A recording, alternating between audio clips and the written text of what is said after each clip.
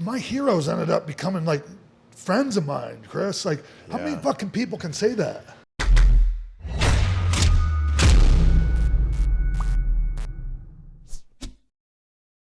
Oh man, you see that? Another in-person interview. So pumped to have X-Pac in the house, actually quite literally in my house. And a big thank you to Sheath for sponsoring this video. This right here is the best underwear that I've ever worn. Yes, and don't worry, I've washed this pair. And they will be the best underwear that you've ever worn too. From the outside, these just look like some awesome boxer briefs. And they are. But who cares about the outside? Because it's on the inside where stuff's actually happening, and that's where these are unlike anything that you've ever worn before. Check this out. There's a package for your package. So your Dwayne Johnson goes right in that little circular part right there, and then this pouch here is where your rocks go. Because as you know, my friends, there is nothing worse than having your boys stick to your leg and you're doing that whole weird little thing to get them unstuck. This is one of those ideas where you're like, how did I not think about this? Well, the guy who came up with Sheath, his name's Robert. And when he was serving overseas in Iraq for the US military, I mean, the conditions in the desert were super hot. So things down there, you know, they're grimy and they're gross and they're smelly. So he thought there's gotta be a better way. And that's how Sheath was born. So if you're watching this and you got balls, you gotta check out Sheath. Click the link down below in the description. They're giving you a pretty great discount. 20 CVV, that's the code that'll get you 20% off. So you can see just why Sheath is so good and why the underwear that you're wearing right now is so not good by comparison. Trust me, I literally threw out all of my other underwear. Now all I wear is Sheath, and now my balls don't stick to my legs anymore. It's really that simple. The code, one more time, is 20 CVV. Click that link down below in the description. Thank you so much for coming to my neighborhood here.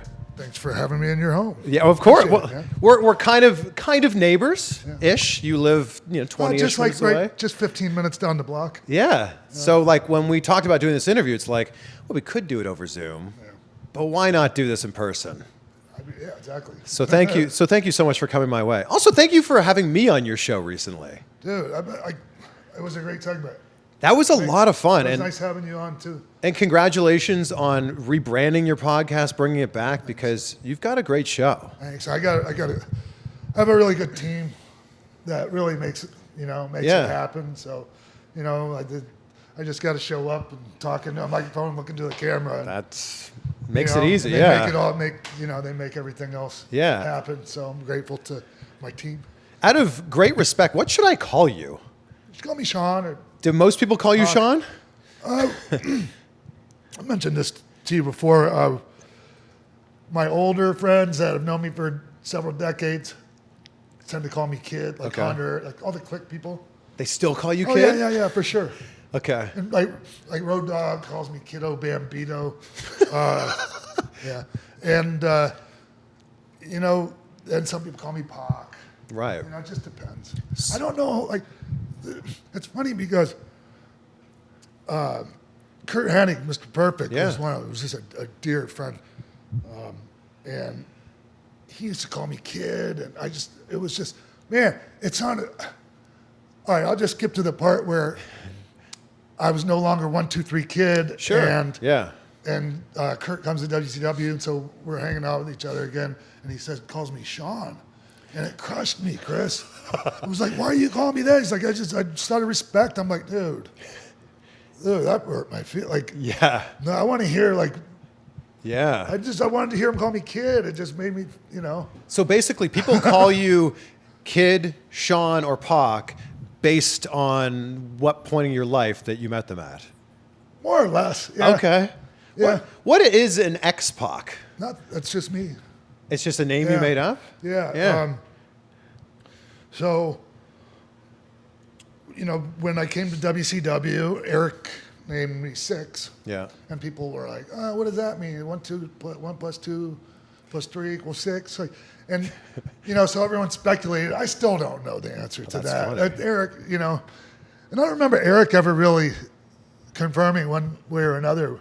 He just where he said, got it from. Your name's Six. Yeah, and it was cool. It was weird at first. I remember him asking me, "Did you ever think that you'd have a name like that?" I forget, something to do with numbers, and I'm like, 1, 2, 3, kid. He's like, "Oh yeah." But so, long story short, Yeah. Hulk would call me X-Pac after 6-pack of beer. Sure. And then my friends, like all the lucha guys and all the guys that were from a younger generation, changed it to Pac.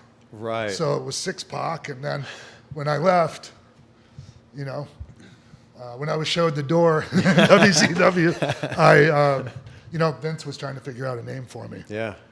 And it was weird because one of Vince's ideas, Vince isn't afraid to throw out an idea. Anyways, he knew I didn't want to be called the Kid anymore. Yeah. And so he's like, well, I know you don't want to be the Kid anymore. And he goes, what if we call you, and this is before Becky Lynch, the Man. And I'm like, not feeling it, man. I mean, you don't want to shit on Vince's idea, yeah. but you know what? He would throw an idea out like that, and if you weren't a fan of it, it didn't hurt his feelings. Well, that's good. Because there's always these stories where people are afraid to say no to Vince. It's hard. Right, I'm sure it is. Because, Vince throws out an idea. He's Vince McMahon. Yeah. You can't be like, sorry, I don't like it's that. kind of like when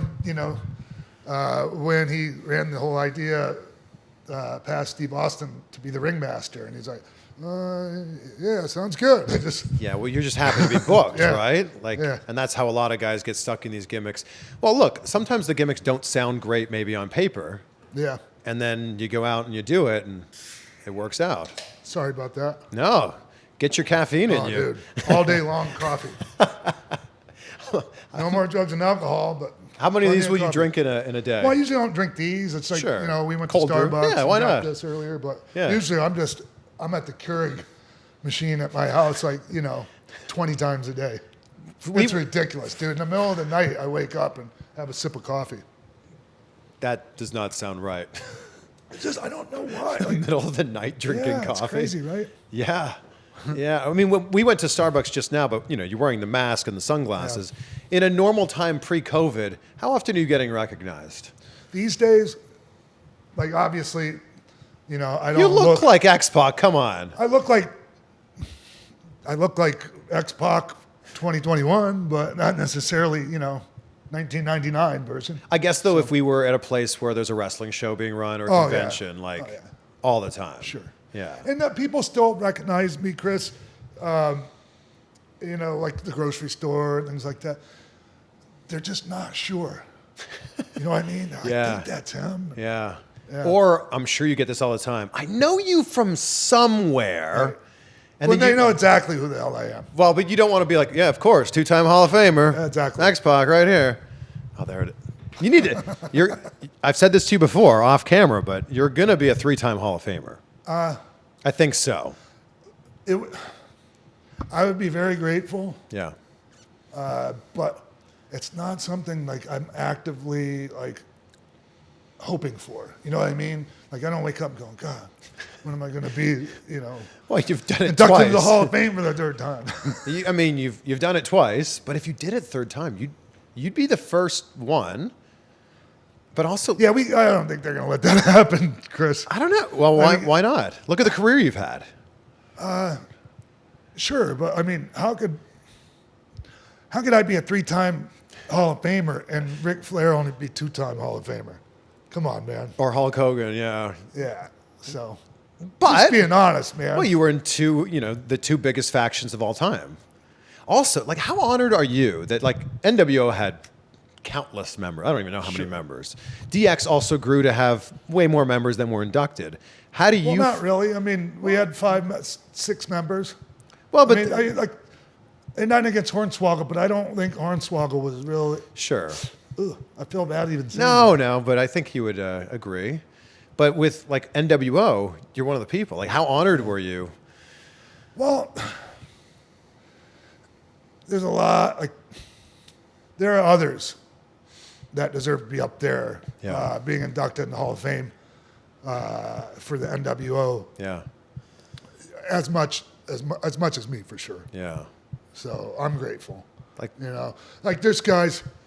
Well, obviously, you know, Big Show, Randy Savage. I'm thinking of the guys that like were the NWO crew when I was there, yeah.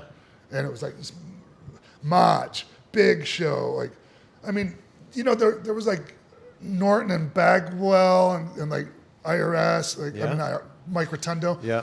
That were people here didn't maybe understand like what contribution they were making, but like over in Yeah. Japan, they were crushing it, Yeah. you know? And so like they deserve to be up there. So yeah. And you know, some people are going, fuck, he doesn't deserve to be on NWO Hall of Fame or what. And I'm not gonna. Well, but Sure, look, okay. but this If you is think so. but this is pro wrestling, right? Yeah. And you know this. There's a lot of people that go, well, no, the NWO is just the 3 members that form the NWO. Then there's other fans that will go, no, the NWO is anybody who wore that shirt. Yeah, but okay, so here's the difference. It's like I was originally most likely going to be the first one, Really? because when we all jumped, I was the one that kind of started that whole thing in motion. I don't know if you know the story, but Please tell and us. a lot of people know it, but Yeah. I'll just short condensed version. Okay. I was out here training and recovering from an injury, some nagging injuries. I was living with my friend Rich I was staying at Rich Minzer's house. He used to help run Gold's Gym Enterprises. And Oh, wow. So like I was training at Gold's Gym, and so I met with Barry Bloom. You may know who Barry Bloom Of course. Yeah, he's the agent for Yeah. every wrestler. And so like yeah. besides his work with Jesse Ventura, I was the one that kind of got Barry back full blown into the like. Well, basically, I met with Barry. Okay. He told me what was going on with Eric, and you know they were going to open up the checkbook and try to sign some people. And Yeah. I was definitely interested because I wasn't making any. You know, I wasn't making very much money Yeah. for the amount of time I was on the road. Yeah. And this is in WWF. Yeah. Yeah. And so like we were talking, and I got on the phone and called Scott, and we talked to Scott, and that set the whole thing in motion. Wow. Yeah. You're the whole reason that they jumped. Wow. So were you going to be the mystery man instead It of never Hogan? got that far, Okay. and I'll tell you why. The contracts back then, and I'm assuming they might even still have this clause. When your contract is up, if you don't give notice that you're not renewing your contract within 90 days, it automatically rolls over. Right. I fucked up the timing on my 90-day notice, and it already passed, and I was stuck. So you were rolled over into a new Yeah, contract. yeah. How did you get out of it? Well, so we had this big long tour. It was like Scott and Kev's last Europe tour. Yeah. There's like this real famous picture of a bunch of seen us it. on the back of the bus. Yeah, yeah. From that tour, right? Yeah. And it was just, you know, that was a hell of a tour. And, I'm sure. in many different ways. But anyways, we came back from the tour. I was really bummed out because they were leaving. I was in the doghouse, Chris, because they knew, you know, that I was the one that, you know, kind of instigated all of this. Yeah, this And- was the whole click thing. yeah. And so, anyways, I was already having issues, substance issues, pills, you know, like I had a reputation by that time, obviously. So I overdosed in a production meeting when we got back, and they sent me to rehab. Wow. Yeah. What did you OD on? Just various pills. Oh, geez. Yeah. Yeah, I made sure I took a handful of pills before I went in and sat in on the production meeting. It's a smart call. Yeah. Do you remember anything about the production meeting? No. Wow. No, I vaguely remember going in there because I was traveling with Kurt Hennig at the time, and yeah, so Man. so of course they looked at Kurt and blamed it all on Kurt. That was one of how many stints did you have in rehab? I did 3. But look at you now. Yeah. Like you're clean Sure. now, right? Yeah. How long have you been clean? Well, it's not as simple a question as that Sure. because I quit doing like the hard shit, you know, and I was still taking some pills, like some anti-anxiety stuff, and like I was, you know, I had a real serious bout with opioids, and I was injecting and all that, and anyways, I ended up on, it's called Suboxone, Chris. I'm not sure if you've ever heard of it. No. But it's a maintenance drug to help you stabilize when you're coming down off of opiates. Because like withdrawal from opiates, like I went through that for like a week and a half. It was dude, if I had a shotgun, I'd have shot myself in the fucking head with it. Wow. That's how bad it is. So what are we talking? You can't sleep? No, you're just violently like involuntary, you know, like heaving and just like, oh my God. It's just the worst fucking thing I've ever experienced. 10 times worse than anything I've ever experienced. Wow. And all you're thinking in that moment is like, if I just did drugs again, I'd be fine. Yes. Yeah. Wow. And so somebody was on that Suboxone themselves, and they came to me and gave me one, and I was like, this is a miracle. Oh, because you don't get high from it, but it stabilized you. Wow. And it was I was on that for about 3 years, and ended up weaning myself off of it very slowly. Wow. And because like even on that, like that Suboxone, when you come off of that, if you don't come off very carefully, like the withdrawals from that are just as bad, if not worse, because of the half-life of the drug. Wow. So anyways, once I weaned myself off of that, Yeah. I never had an issue with opiates again, thankfully. Wow. And, you know, I've had some surgeries. Sure.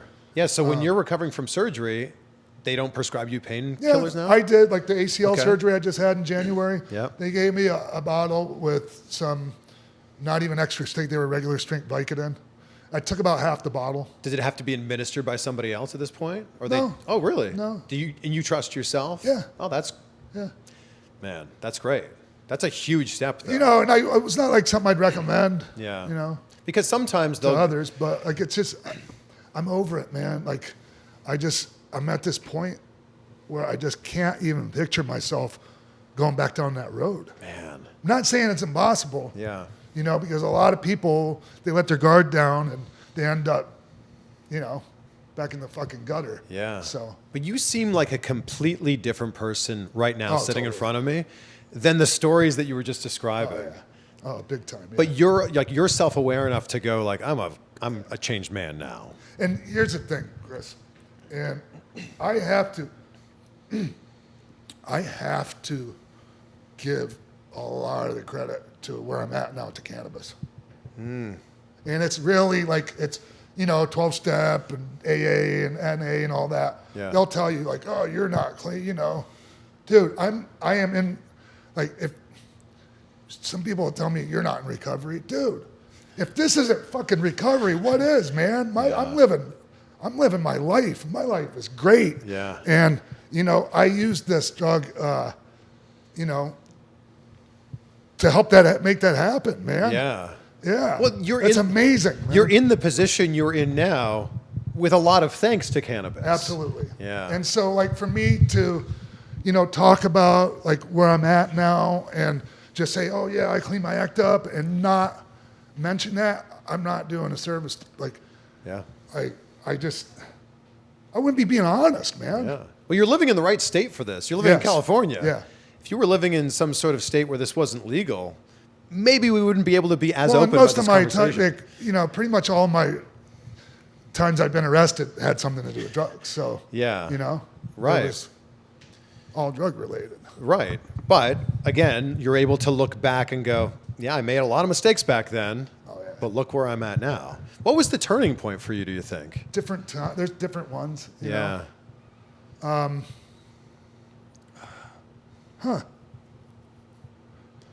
I mean, you know, when you get arrested for trying to buy pills and you end up having to go on probation and, you know, that kind of helps motivate you Yeah. a little bit too.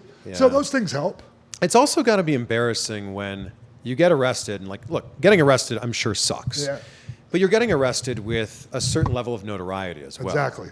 So it's not like some secret. It's now the world has to know that you got arrested and exactly what you got arrested But for. it was of no shock to anyone, Chris. Sure. You know, I Yeah, mean, but that's unfortunate to say, though. yeah, but it's the truth. And so at that point, you know, like, I guess I could have felt shame or whatever, but, you know, I had already shown my ass to the world so many different times. Yeah. And it was just like, Yeah.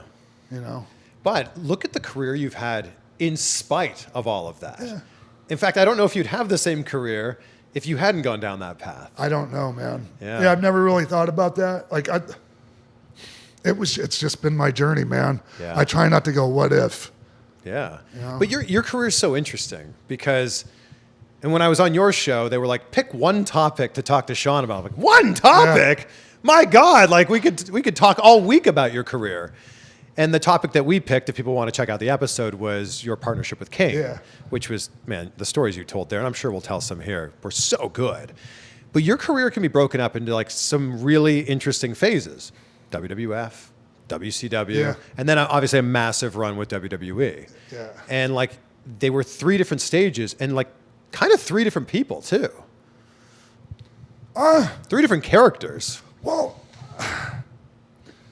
it's weird because I don't look, I mean, a lot of people look at it that way, Chris, but like I've never. And we didn't even talk about TNA, which is also Right. in there, yeah. But like I've always just considered, regardless of what name I went under, it was just a name. Like I always felt like these were just different versions of me, Yeah. you know, at different points of my life. Yeah. Where do you think that X-Pac ends and Sean Waltman begins?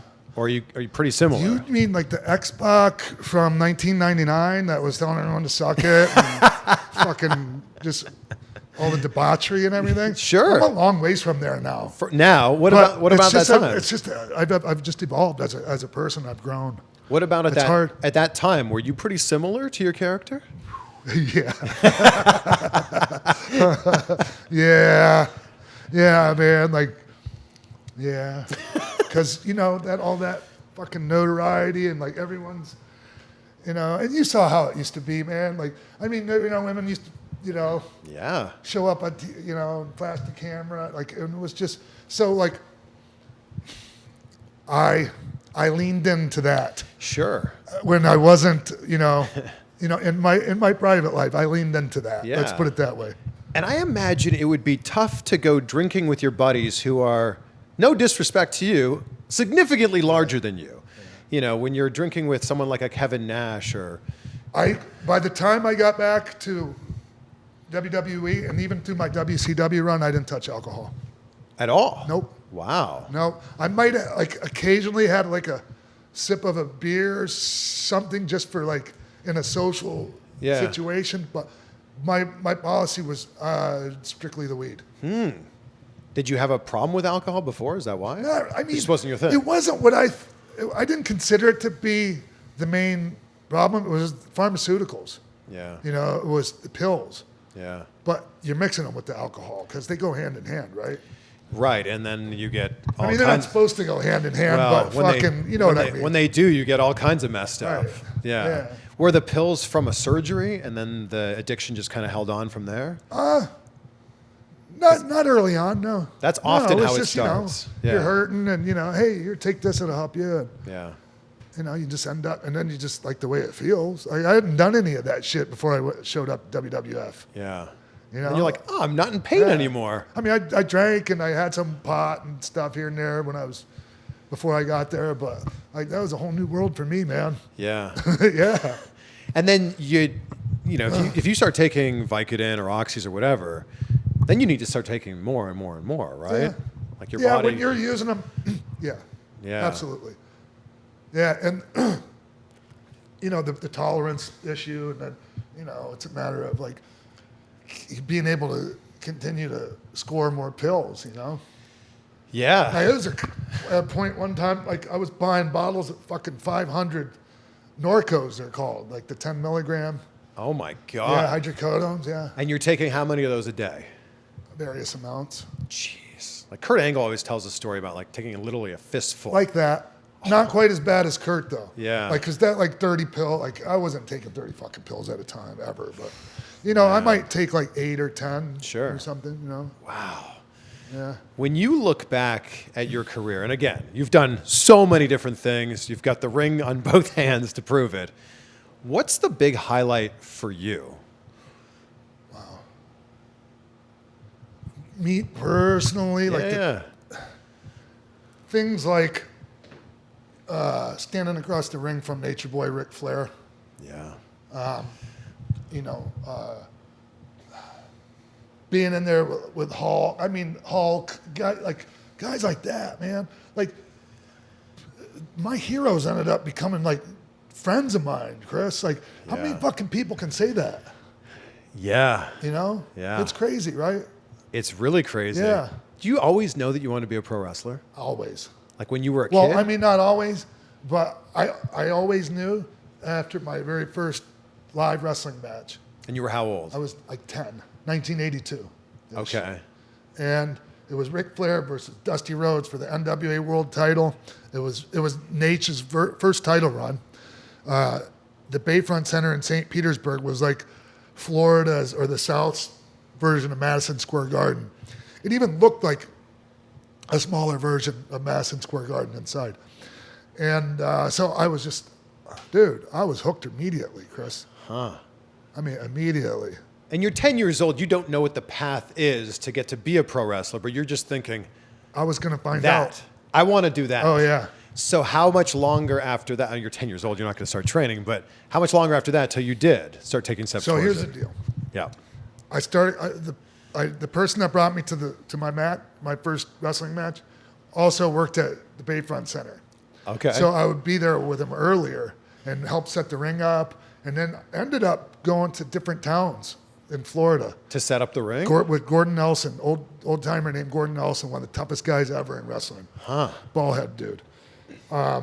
And so, yeah, I would just show up to different towns and help them set the ring up. So I'd be, you know, get in for free. And Yeah. like in the Bayfront Center, like I was in the backstage area when I was a kid, like around all these guys, you Yeah. know? So some of them had seen me. Like there's people I know now that remember me fucking as a 10-year-old kid running around the Sportatorium in Tampa, you know, and all the matches, excuse my Wow. language. Of course. You can say whatever you want. So when did you start training? How old were you when you started training? I was 15. Wow. Yeah. So how big is a 15-year-old Sean Waltman? Like not that much shorter than I am now. Okay. But like a year prior to that, I bet you I didn't weigh more than 130 pounds. Wow. Yeah. Wow. Yeah. So you're 15, you maybe weigh 150 pounds? Something like that. Yeah. And then how old are you for your debut match? I was like 16. Yeah. You've literally been wrestling your whole life. Almost my whole life. Yeah. What do you think it is that, when you list off these people that you're friends with, and the fact that you were in DX and in NWO and those were your friends, Yeah. what do you think it is about you that endears you to those people? Well, so Scott kind of took me in, you know, like Okay. that's how Scott is. He's always like to take the younger guys in because because Kurt Hennig was that way. And Kurt was the mentor of, you know, Scott, Sean, guys like that. And so, you know, and that was Kurt's mentality. And so Yeah. Scott carried that on, and he always wanted to help the younger guys. And Scott, he loved me and I loved him. And so like they took me in and we all had this passion. I mean, a lot of people have the passion, right? Sure. But like when everyone else is driving down the road after the matches, talking about like, you know, can't wait to get to the bar so I can go get laid, or, you know, whatever, six-pack and a blowjob or whatever the fuck the mentality was at the time. We were coming up with ways to solve the problems of the wrestling industry, make our, you know, the psychology of the matches, the main, you know, like coming up with the main event style psychology, shit like that, Yeah. you know? And we were just, you know, except for Hunter, we all like to get inebriated. We all like to get Hunter fucked up never a little drank? bit. Like there was a couple of occasions where he said, okay, tonight I'll have, and he had one or something. Is this because he was so into bodybuilding? It just wasn't his thing, man. Like, he never felt the need to mood alter. Wow. Yeah. And man, I envy that in somebody. Yeah, I mean, I like to have a drink or 8 or 10. You know? Yeah, he just, Yeah, when I see someone that doesn't, it's funny. When you're out like at a party or something and you offer someone a drink, they're like, no, I don't. You're like, huh. I envy you, but also like, why? Like, Right. There's always a reason. Yeah. There's always a reason behind it. Yeah. It's so interesting to like, some people are like, oh, I've never done it. Well, and then some people are like, I'm in recovery, or they'll explain the whole thing. You don't need to do that. Just say, no, thanks, man, I'm good. Yeah. Yeah. It's just You don't need always to make somebody feel like shit because they're drinking. Yeah. That's true as well. Yeah. Who were the people that you rode with most of the time? You mean besides the clique? So it was always the 4 of you? Not always, because there was a period, like early, where I rode with Brett a lot. Okay. Which is seems kind of weird, right? Because of the rivalry between Brett and Sean, and Yeah. but Brett was so good to me, man. I remember like when my daughter was born, the night we were driving. Anyways, I have a lot of memories, great memories of traveling with Brett and just conversations with him, and my greatest match I've ever had is with him. I loved it, man. I loved traveling with Brett. He was like a lone wolf. It would only be like me and him, or him and like one other person. There wasn't a whole fucking carload of people with Brett. You know? And you can probably learn so much from him. He's in his prime at that time. Yeah, and also like he was a big influence on me. Like if you look at my gear and my style, like that's all high. Like you can see the Calgary influence. Yeah. You know, like the singlet, trunks, tights, 3-piece combination, and the 3 stars on the side. Like, that was my very first set of gear. Yeah. And I wanted to look like Owens. Yeah, when you say that, it makes sense now. Yeah. But I never would have put the 2 and 2 together. Yeah. I also never would have guessed that you rode with Brett. I did, yeah. Wow. Yeah. But the rest of the time, it was riding with the clique? And well, eventually, like, I ended up with them, and Yeah. that just ended up being Those were your guys? Yeah. Yeah. Yep. And then did you obviously you wouldn't predict how much trouble you guys would get in with that whole incident with the clique, but which one? Well, I mean, the curtain call, I guess, is the big one. Oh, because I didn't know, like, if you were referring to the Montreal thing, or. Oh, no. Because I wasn't, like, we were gone by that time, and. Yeah, no. And I think like Brett might have assumed that we all were like on the phone with each other all the time and knew what was up, but like we had no idea. People are going to be talking about the conspiracies behind that for the rest of time, I feel like. And so, like, you're talking about the curtain call. Yeah. That was when I was in my first rehab. Wow. Yeah. Oh, that's right. Yeah. Yeah, you weren't there. Yeah. Yeah. So, like, I was, like, I'd started to mention it to you. Yeah. And then, I get. No, fucking off this into is the what weeds, conversations are all about. So, oh shit, now I can't remember what the fuck I was going to say. We'll come right back around to it eventually. Did you think that they would get in trouble, or did you understand how much trouble they got in for that? I mean, you weren't there for it, but I can definitely understand the heat. yeah. Because, I mean, it just goes against everything that, like the rules, right? Like At that time. Yeah. Yeah. So I understand. Like, I wasn't there, though. Yeah. How long were you in rehab for that time? That was the first time. It was 28 days. And then when you came out, were you like, I'm good? I was good, yeah. Yeah. Yeah. For a while, yeah. That's great. Yeah. Then Vince brought me in after my rehab. Yeah. I can't believe I didn't already tell you this part. So I go to rehab. Vince pays me better while I'm in rehab than like I ever got paid. Like I'm on the road grinding, right? I remember I got like 10 grand for this one show. I wasn't even like, it was either Kuwait or South Africa or something I missed, and I got a check for 10 grand or something. Wow. Yeah, and it really, really helped make it so I wasn't worried, like, oh, how am I going to pay the bills? Like, Yeah. So, but yeah, Vince brought me in, flew me to Stanford, had a meeting with me, and said, if you want to go work for that billionaire asshole. I'll give you a week to think about it. And so I thought about it. Well, I already knew. Yeah. But I took the week, and then I called J.J. Dillon, head of talent relations at the time. Yeah. And I said, yeah, I'm going. What And he knew I was going. Was it a money thing, or is it you just want to be with your friends?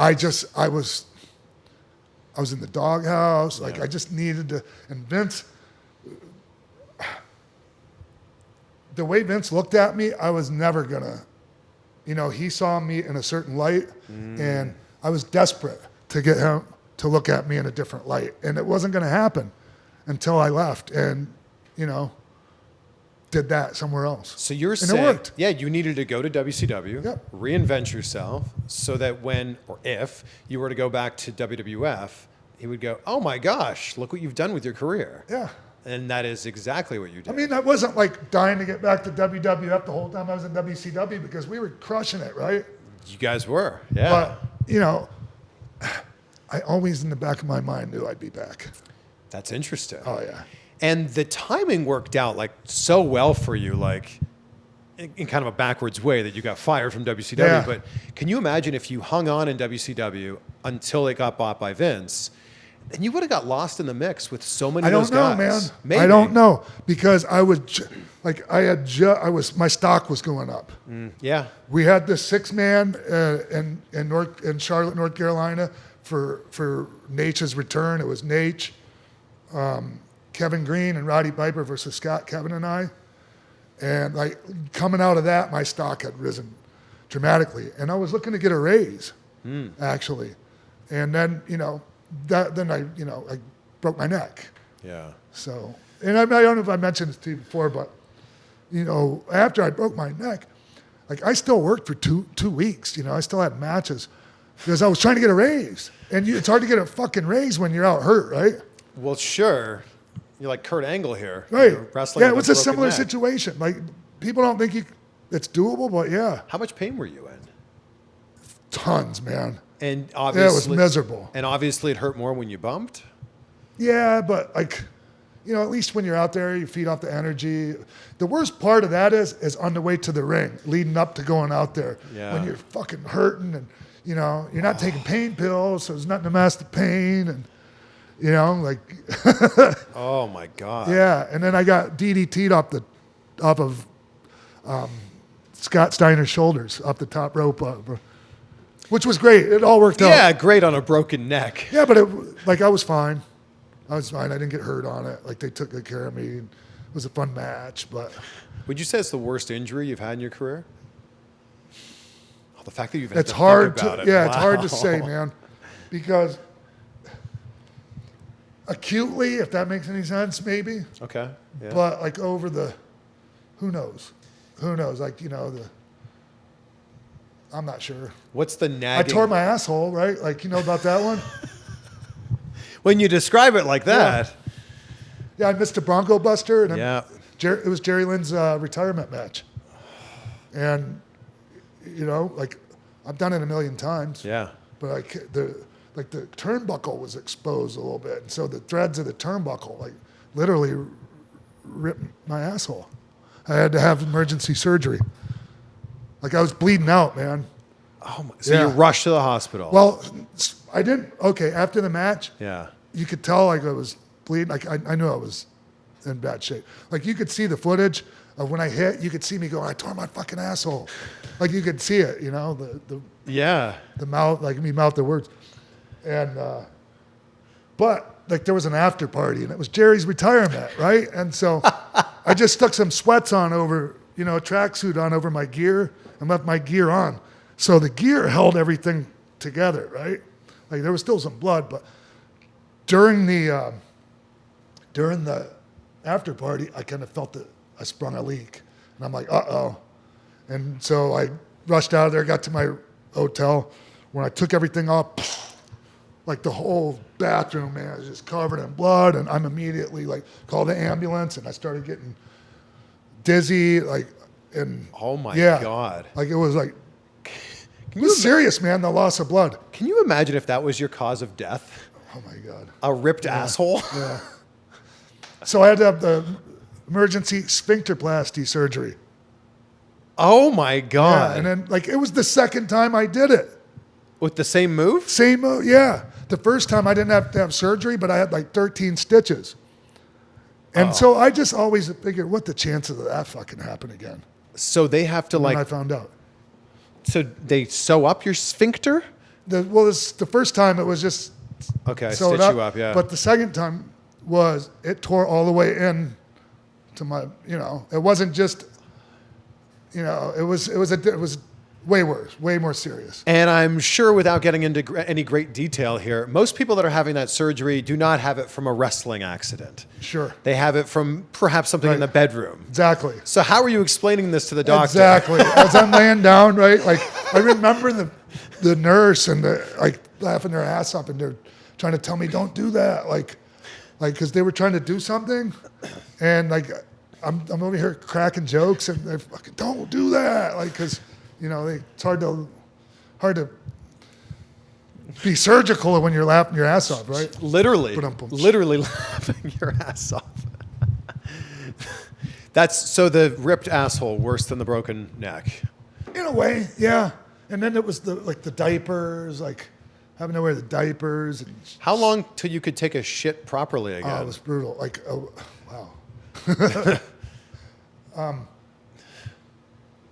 A long time. It was a little while, man. Like it seemed like I held it for Wow. a few days, 3-4 days. That does not sound Yeah, fun. yeah. My goodness.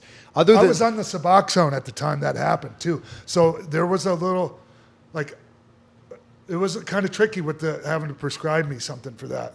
Oh my gosh. Other than that, are there any nagging injuries as you sit here right now? I mean, obviously the knee was bad, knee, which you got fixed. You didn't have an ACL for a while, right? So a few years back, yeah, I didn't. For 13 years, my ACL was gone. Come on. Wow. I just adjusted. There was a lot of things I couldn't do, but if I didn't try to do them, people didn't know I couldn't do them, and there was still plenty of shit I could do. So Yeah. yeah, I worked around it. And what is it here that you Oh pointed yeah. at? So I was in a match. Nick Aldis. Of course, yeah. So Nick and I were in a tag match, a couple guys, and anyways, I don't want to get into the specifics of how it happened, but it had to do with a clothesline, and I hit him right here, and my pec, I tore my pec completely, and my bicep. Like you could feel it, feel my pec. Oh my gosh, it like dents gone, in, yeah. Yeah, I only have half a pec on this side, and my bicep is torn. It comes into a ball right down there. So that was brutal, man. That was the most fucking pain I've ever had in my life. And you finished the match, I'm sure. I did. Of course. I did. And then I drove 4 hours home because I was living in Philly at the time. And I couldn't take it. My arm, everything swelled up. And they almost had to cut my arm off, Chris. Wow. Yeah, because I had this thing called Compartment Syndrome. Which is what? Just like everything in that, like it just started filling up with blood. Like I could show you, I don't have the photo right now, but like there's photos of it. It's ridiculous, dude. Is this because you waited too long to go to the hospital? Sort of, yeah. Because I mean, I should have gone right, Sure. but I drove home 4 hours, and Yeah. it was the worst pain I've ever had, man.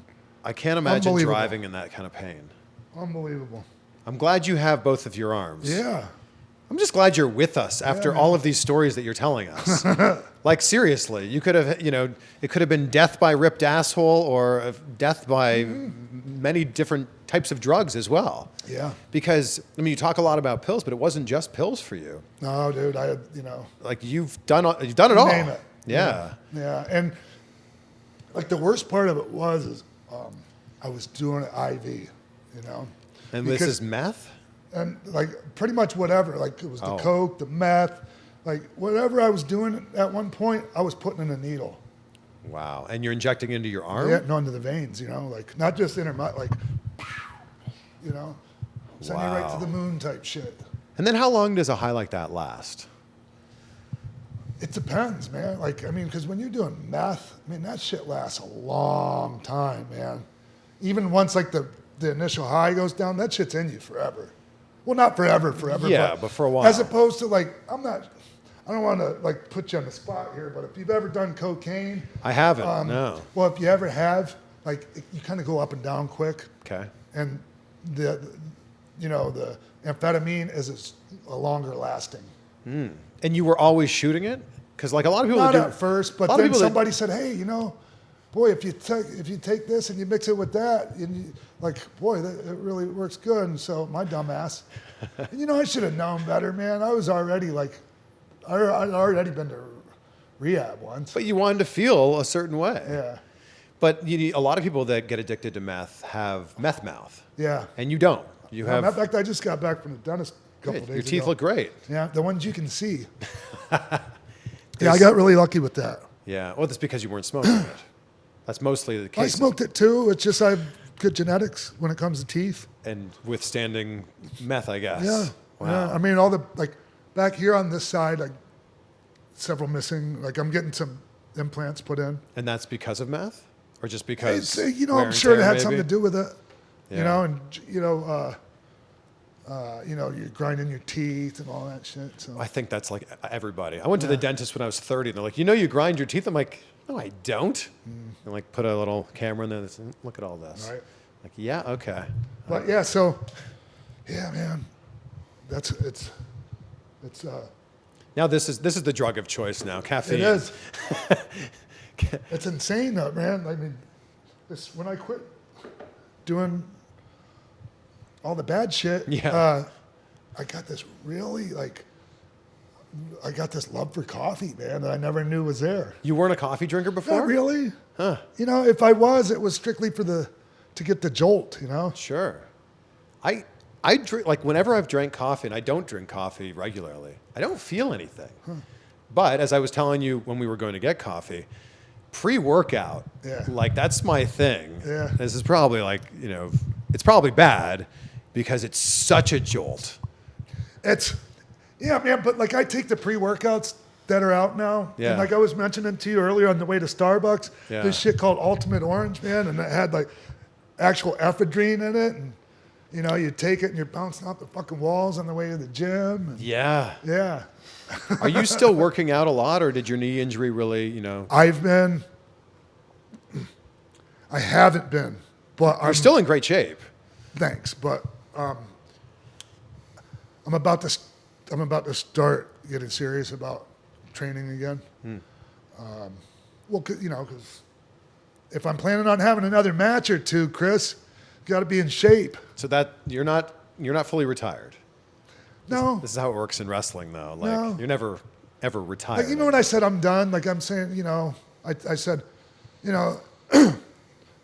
not like I'm making a rule. I'm done and I'm never gonna do like I don't put shit like that on myself. I'm never gonna do this again, or like you know what I mean. Yeah. So it's just that I'm not planning this big, one more run and like. Right. I'm just gonna have some matches, man. See what happens. You still are technically under contract with WWE. Under Legends Legends contract? contract, which I mean, That's appearances mostly. yeah, and just they get to use my likeness and Sure. the- And then they're more apt to put me on their merchandise right, if and I'm then under a Legends deal. right, and then when they have reunion shows, Yeah. hey Sean, come on out. Yep, But whether you're under contract or not, you still get residuals, right? I do. And that's pretty great when you're getting residuals for X-Pac Yeah. and DX and NWO. Yeah, well, I'm not sure what my cut of the NWO and DX merch is, but I would imagine it's a fifth or no, it doesn't work like that. no. Yeah, when I talked to Billy Gunn, he's like, it's like half a cent of half a cent. I'm like, oh, It's crazy, dude. That when you adds look up, at though. when you look at that, they send you the statement, Yeah. and you see what your share is. It's like, wow. well, it's better than not getting a share at all. I So guess. like it's best not to concentrate on that and just look at the number. Sure. Just But think about this, Sean. You've been able to get those residuals for 20 years. yeah, they've been like and I mean, You can't retire off of them, I'm sure, but still. not right now, but Yeah. when WWE went public, Yeah. when they Yeah. Became a publicly traded stock. yeah, Yeah. I got stock options. I was one of Oh 12 my- people that got stock options. Oh my gosh. Do you still have those stocks? No, no. Well, because I mean, they expired at a certain point, Okay. and you know, I guess when they gave them to me, and when the I had to hold on to them. The rule was you had to hold on to them for like a year or something. Yeah. And so, like, if I could have sold them the next day, I'd have had like $3-4 million. But if you had hung on to them now, would have been 20 years later. Yeah. The stock's worth Who $50 knows, something man. dollars now. Yeah, I ended up cashing them out at certain points when I needed the money. Sure, which makes sense. And why would you hold on to the stocks Yeah. for 15 or 20 years or whatever it would have been? Especially if I'm like at like certain situations in my life where I don't have any fucking money, Yeah. or you know what I mean. So Yeah, but wow, one of 12 people to get that. yeah, I mean, you've, again, with everything in your career, you've been set up pretty good with all of the success that you've had. yeah. We've talked a lot about the high parts of your wrestling career. What's like a storyline that you were in that you were like, oh man, I wish I hadn't done that, or I wish I hadn't been put into the storyline? Is there one, or did you make the best of every situation you had?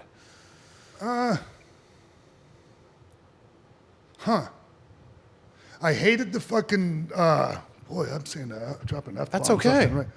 I hated the crybaby match with Scott, which like that's an example of me being in the doghouse.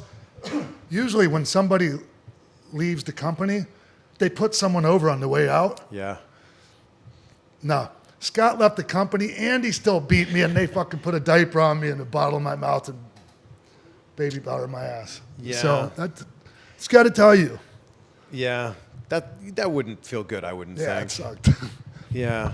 But then, like we talked about on your show, this stuff you did with Kane I loved it. was huge. Yeah. And also, I don't know if everybody realizes, but like you kind of being the yin to Kane's yang really helped Kane. Yeah. Because up to that point, he really didn't have a ton of personality. And you were able to really bring that out of him. Yeah, yeah. I mean, he'll say that. He talks about it. And, Well, he you know, says that you're his other- favorite tag team partner ever, and he's mine. which is crazy because he teamed with The Undertaker. Yeah, And but- look at everyone you've teamed with. Sure. Yeah. But it was just the magic we created together, you know, as a team, and just, man, I was really, like, if they ever had any creative, like, we want to do this, and it wasn't right for Kane, like, Yeah. it wasn't going to happen. I was going in there and like, Kane's not doing that. Kane wouldn't do something like that. I mean, I was just, because Glenn's a real easygoing guy, Yeah. like, and he would just go along with stuff, and I'm like, no fucking way, man. And they would listen to you. Oh yeah, Wow. Because I feel like there might be a point where they'll be like, yeah, well, that's nice, Sean, but you guys are doing this anyway. yeah, but we're the ones that are going out there and actually executing it. So Sure.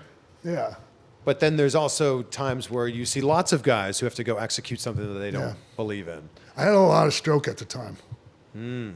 How did that happen? You know, I came back and I helped them win the war. Yeah. You know, Yeah. so you know, I came back in time before WCW ship sank, right? Yeah. I mean, I guess if you're one of the guys who jumped ship. And I was, you know, DX was huge, man. Yeah. And you know, they had faith in me, and they had faith in my mind for all of this, and you know, it was cool. I wasn't unreasonable. Like, it was Yeah. really shit he shouldn't have been fucking doing. Yeah, right. I'm really curious. When was the first time that you became aware of the phrase X-Pac Heat? I was kind of like, it was right like when the term kind of started making its rounds.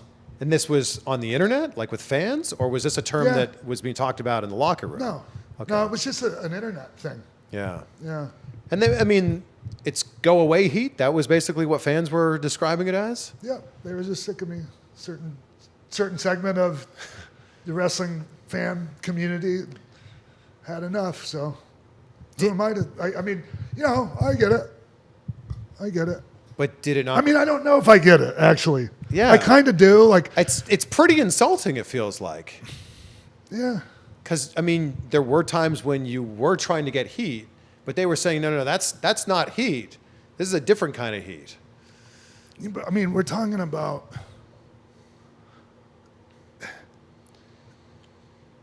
It's not the same as the booze like I'm getting in the arena. The chatter on the internet and on the websites and the X-Pac Heat and all that, like the reactions I'm getting in my matches, like on TV and everything, weren't indicative of the X-Pac Heat thing going on the internet. Because like the go away heat, Chris, is when you go out there and you're busting your ass and giving everything you got, and they're just like, they're not making any noise. Yeah. So X-Pac Heat's not that. You're getting booed. It was just two different things going on at the same time. Yeah. But I mean, here we are still like 20 years later, and people know what the term X-Pac Heat is. And I can't imagine that feels good. No, but, you know, fuck, man. I'm almost 50 years old. I can't let shit like that from, 25 years ago bother me. Well, you could also hold both your fists up again and be like, I guess this is what X-Pac Heat gets you. Yeah. There it is, right? Yeah. What are we talked about this before, but I don't think it was on camera. What are inscribed in each of your one of them, it rings? says NWO 6, and then the other one is something like I don't know. Let's see. I can't even. Do we know just by looking at them which rings which? Well, one of them has 2019 and one has 2020. That's pretty easy. Let's see. I don't know. Maybe you can. Well, I'm holding it. Oh my gosh. This says DX 040619, so that's obviously when you were inducted. Okay, so that's it. DX, and then the date? Yeah. What about this other one? Is it going to say NWO? It was NWO 6. Oh, okay. Something like that, yeah. Do you always wear when they asked me the second time, I'm like, oh, whatever. Like, just to be honest with you, Chris. Yeah. Do you wear one? Oh, let's see. Okay. Wolfpack 6. That's what this one Wolfpack says. 6, yeah. Okay. Can I wear it for a second? Sure. Oh my gosh, guys. Which finger will it fit? Here? Okay, I was a Hall of Famer for 1 second. That's really cool. Do you always wear the NWO one on the left hand? And the No, I don't pay attention doesn't when matter. I'm You putting just put them on. on. One on each hand. My God, Yep. That's pretty damn cool. And then next to it, your wedding ring, which is also cool. Yes. Yeah. You were gonna bring your dog, which I was very excited about. I apologize, man. It's Because okay. like honestly, that was the big like, hey man, I'll come to your house. I'll bring Lula, Yeah. and then, man, there's just, it didn't. That's okay. It didn't work itself out. But, Anybody who's seen you at a convention knows how much Lula means to you. oh yeah. She goes with you everywhere. Yeah. What kind of dog is she? I mean, besides my wife, she's the love of my life, man. Look, she's like she's mainly Pomeranian. Okay. Yeah, and she's for those of you that don't know, she has her jaw was broken at some point before I found her, and She looks so sweet. like just this big long tongue hangs out, and like, it's just she's the best, and her attitude, man, she's a gangster, she's a warrior. So you rescued her? Yeah, yeah. Or did she rescue you? People talk about that. Yeah, It's yeah. kind of cliche thing to say or whatever, Right. and that there's something to that though. Well, for sure. Yeah, man. Like it's almost like a security blanket at times. For both of you, I'm Yeah. sure. Oh yeah. Yeah. At what point in your career, Sean, do you think you started thinking about life after wrestling? I don't know if I've ever gotten to that point. Like, I'll let you know when it happens. Yeah. Because you're still very much in it. Yeah. Just different ways. What would you say is your week-to-week involvement with wrestling right now? Just doing my show. Yeah. Are you No. watching a lot of wrestling? I'm watching more than I was. Because of the show. Yeah, but man, there's just too much. I mean, It's a lot. that's maybe not the right way of putting it because No. it's like having too much money. Too much wrestling is not it's just I just can't consume it all, Chris. It's a lot because it's 3 hours of Raw. And if you're going to watch everything, it's 3 hours of Raw, it's 2 hours of Impact, it's 2 hours of AEW, Yeah. 2 hours of NXT, 2 hours of SmackDown. Yeah, and like if Throw you in can some find New Japan, ROH yeah. and like Throw in some ROH. New Japan World and NWA has a show. Like Dave Marquez has like about Love that 100 guy. and some different Championship Wrestling yeah, from man. insert the name of any city. Yeah, he's crushing Absolutely. it. Yeah. It's the best time to be a wrestling fan, I think, because you've got so many options. Yep. You could, and because of the internet, you could name, some awesome match that you had in 1999, and people could go watch this thing right now. Great, right? Isn't it? Yeah. Actually, name a match that people should go here's watch. the thing. What? Name a match that people should go watch, other than the Bret Hart match you said that Oh, wow. you loved. Man. So if you can find it, People can find anything. 1, 2, 3 Kid and Razor Ramon versus Shawn Michaels and Diesel from it wasn't the first Action Zone, but it was the second edition of Action Zone. We did it Someone will find this. in Westchester War Memorial in White Plains. It's one of the best tag. It's definitely one of the all-time best tag matches of that era, for sure. Wow. Oh yeah. Yeah. Yeah. I mean, speaking of Razor and 1, 2, 3 Kid, that match must be the match that a lot of people go back to. You beating Razor, 1, 2, 3 Kid, becoming the 1, 2, 3 Kid. Yeah. That must be when you're at conventions or whatever. That must be a thing that people are always wanting to talk to you about. It's one of the big ones. It wasn't a great match, but it was the most important moment in my career.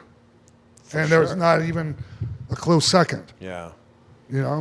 But on your show, you told me the moment that people hate you for. Oh, when I turned on Kane? Yeah, people still hate you for this. Some do, man. Wow. I mean, and they know it was all, a show and everything, but they can't help their emotions. Yeah. That's how effective that was. I mean, that's mega heat. Yeah. That's mega heel heat. Yeah. I also don't think anyone saw that coming. There's a lot of heel turns. Oh, they kind of did. We telegraphed it a little bit, Chris. Teased it for a little bit. If you look back at it leading up the weeks, you could, we kind of planted the seeds. So that when it finally did happen. It wasn't just completely out of nowhere. Yeah. You broke Kane's heart. Yeah. How dare you? Are you still close with Kane? I love that guy. I'm pretty sure he feels the same about me, but I'm not big, I'll hit people up randomly. Hey, man, I was just thinking about you. Want to say hi. Hope you're doing well. Yeah. But it's not like we're on the phone, on a regular basis. Yeah. That doesn't mean we're, Well, he's we busy don't being a care mayor, about- too. Yeah. Who is it that you're in touch with the most, would you say? Kev, Scott. Shit. You still talk to Triple H? Yeah. We got a little text chain, Okay. the 5 of us. Oh, nice. And there's different random shit we'll throw on there. And, this morning it was, the way, Gargano and yeah. and then they dressed up like Austin the Click, Theory, right? yeah. Did you see it? Yeah. And so, Triple H was in this photo with them. yeah. Yeah. And so, somebody, I think Sean texted it in the text chain, and we all made comments. And I'm like, and because Candice LeRae was me, right? And I'm like, I hope they don't have to roll Candice to her hotel room on a luggage cart too often. And fucking Hunter texted, they just shaved her eyebrows last night. Oh, man. So anyways, ba-dum-bum. I felt so bad for you when I found out that story about your eyebrows being shaved. Yeah. Yeah, because that was your first action figure photo? Yeah, and it was my first house show loop, live event loop. It was out here in LA. It was Anaheim, Sacramento, Reno, San Diego. Anyways, it was out here, and we driving all of it. And it was a great time. But man, I had too much to drink and a few too many pills. Sure. And, I'm living it up, right? Yeah. I'm WWF and round of Yankees for everybody, and I'm smoking a cigar, and I put the fucking cigar in my mouth backwards and burn myself, and just shit like that, right? Yeah. And then I end up, Passed out and they shave your eyebrows. yeah. That's and a basically- stripe down my pubes. I woke up, I didn't even notice that until I got home. My wife saw it. I remember seeing that photo of you, and I was, the first time I saw it, I was young, and I didn't put 2 and 2 together. And I was just like, he looks different in this photo. And I couldn't put my finger on why you looked so different. So like, and then later on, the day after that was taken, it was, I had a match on Raw from the Manhattan Center. I worked with Blake Beverly, AKA Mike Enos. Yeah. We had a really good match too. He gave me an awesome match. And, but, so I got a message like from my grandmother saying, hey, your cousin Carrie was worried about you. She said that was something wrong with you. Like she saw you on TV and she couldn't tell, but it just looked like there was something wrong with you. And I'm like, yeah, my fucking eyebrows. Like How long did it take for them to grow back? They never really Okay. did all the way. Oh my gosh. What asshole friends you have. You know, that was, hey dude, like I pulled a lot of ribs myself, you know, so I kind of, you know, just trying to fit in and Yeah.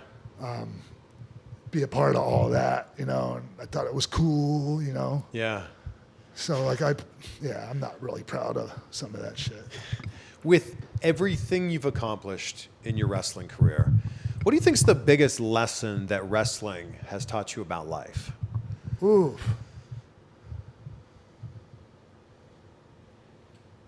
I'm not good at questions like that, man. I love it, but you'll come up with something great. I'm sure you will. Yeah. Because if you look at... I mean, you learn, like, I can't kill, you know, I don't have this clever, like, saying or anything, but, man, you really learn about people, about the nature of people. You know, whether it be how to manipulate them when there's 20,000 of them inside of an arena, or you know, just other or one-on-one backstage, maybe. Yeah. I mean, I would think that wrestling must have taught you a lot about perseverance, because from the outside looking in, you were in the era of giants, and you were a lot smaller than a lot of your friends. And look at the career you had. Sure. Just because you stuck with it. Sure. I'm not sure if wrestling taught me that, Chris, or if I just, like, it was a lesson I learned about myself, you know. I mean, there's a lot of people just quit. Yeah. You know. So, yeah, I think I just learned a lot about myself as far as what I could handle. Yeah. Well, a lot of people And quit. what I can't. A lot of people quit, and you didn't. Yeah, well, a lot of people don't love this like I do. Yeah. A lot of people see wrestling, oh, hey, it's, you know, I want to be a Hollywood superstar, so maybe I can, you know, get that way through wrestling. Yeah. You know, I'm not down on people, but it's just, they don't love it like the rest of us do. Yeah. Do you still love it as much? Absolutely. Yeah. And when you were around it, like I saw you at WrestleCon, when you were around it and you were around your brothers that are, you know, that you had all these memories with, it must make you love it that much more. Yeah. And it's always so great to see, you know, everyone, even, and this might sound a little bit weird, but like even people like I didn't care for that much, because, you know, there's certain people you just don't mess with. Sure. Like, yeah. And then there's others like we're on the opposite side of the fence from, like, for serious, you know, issues. And like, doesn't matter, man. Like, I'm happy to see you. I don't care, like, what we had going on back in the day, dude. Like I don't hold, but at the same time, Chris, like, there's some people that still I might not be their cup of tea based on, fuck those guys, you know, from back in the day. Yeah. And so, you know, I get it, whatever. I mean, when you had as much stroke as you had, was there a lot of animosity from other people? Absolutely. Huh. Absolutely. Because, I mean, you know, if we'd roll in, you know, to the building later than everyone else, but on the flip side of that, you know, people complain, oh, they're coming in late. We don't, you know. But when everyone else is done with their match, Chris, they would get in their car and drive to their hotel, or like, while we're still in the fucking building. Yeah. So, okay, like, if we got to show up same time as you don't get to fucking leave until we do. How about that? Everyone always talks about the champion's schedule in that way. The Yeah. champion's probably going to be in the first segment and probably going to be wrestling the main event. So he has to stay or she has to stay all the way to the Yeah. end. Yeah. And the same thing is true when you're in DX. Like you're in a lot of segments. Yep. But I can imagine there'd be some animosity from people going, man, there's only so many spots. Yep. Why do you guys get all of them? During DX, man, there were a lot of spots Yeah. because like they made every spot count. Like, so they might not have been as high up on the card as us, but they like just about everyone was in meaningful shit, like where they felt like they had skin in the game and they were contributing, and and they felt good about what they were doing. And Yeah. I'm pretty sure they were getting paid pretty good too. Yeah. And not that there weren't people that weren't happy or disgruntled, but like compared to a lot of other times in the industry, like the most amount of people were happy Sure. in the locker room at that point. And say what you want about Vince Russo, and a lot of people have different opinions about him. He wrote storylines for Everyone. everybody. Yeah. Whether you were at the top of the card or the bottom of the card, everybody had a storyline. Yeah. And that was the magic of the Attitude Era, in my humble opinion. And people are welcome to say anything they want about Vince. And, everyone's entitled, to feel how they want to. But I just like to give credit where it's due also. Like, if you're going to talk about the bad, like, at least acknowledge the good. Yeah. And I think that there is, and this doesn't need to turn into a whole thing about Vince Russo, Right, but there's a lot of good stuff from that time. And a lot of people go, oh, Vince Russo, he's the guy that did every match on a pole. And I interviewed him recently. He's like, I had like 3 pole matches. That was it. But that's the only thing people want to talk about. Yeah. There were just things, man, like, never mind. No, it's all right. Yeah. I'm really appreciative that you came here for this Thanks, interview. man. These are so much better when you can sit next to somebody, look them in the eye, feel their energy. So thank you for coming this way. I appreciate it, man. I appreciate it. Like, hey, is there anything else? Like, Yeah, I want to end with, I end every interview with this, but I talk about gratitude. Yeah. I say if you can be grateful, you'll live a great life. So what are 3 things in your life that you're grateful for right now? well, Lula. Okay, Right? yep. Before your wife, I love it. It's weird because, like, because I have kind of like maybe 4 things. That's fine. Give us 4. Be an honorable mention. My support system I have around me. Yeah.